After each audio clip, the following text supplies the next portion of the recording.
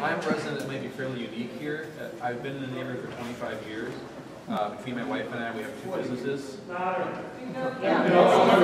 Between my wife and I, we have several businesses, and I also live in the neighborhood. So, and I've had businesses in different locations all throughout this neighborhood. And so I really do have a pretty good fix on things. I'm also a transit nut, and I've done stuff like fly to Chicago to go to Apple. So I'm a nut day, right? So anyhow, there's nothing that I've seen here that isn't solvable, at least to some degree, by parking permits, right? So the tendency to try to tweak everything and make this work that way and put meters here is high when you have all this data. But I don't see how it can really solve any problems, because the goal is to have parking spots for people available, as many as possible, right? The people that need them are people in the neighborhood who live and work here.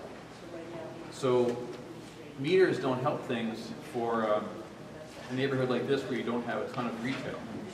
I mean, people need to come here for several hours for businesses, and they need to be able to park overnight for people that live here.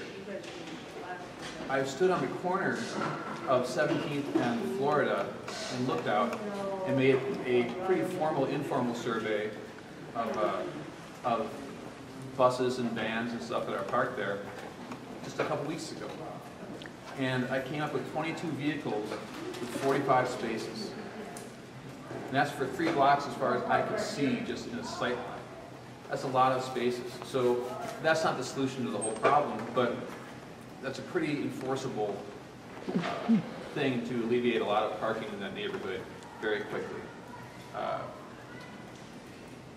There's so many things to talk about and so many things to go at, but I see a parking permit situation to be a pretty good solution to the problems here.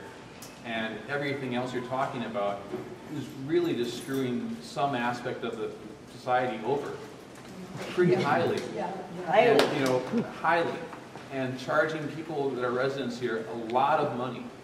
And pushing people that, so you solve the problem on this street, and it's just going to push it over one more street over, and really take out the people on Shotwell Street that have it, you know, the way it should be right now, which is parking permits, right? And you do it over here, and it pushes people over the other way. I've seen it everywhere. You're taking away a parking lot for a city park. That's probably a really good thing, right?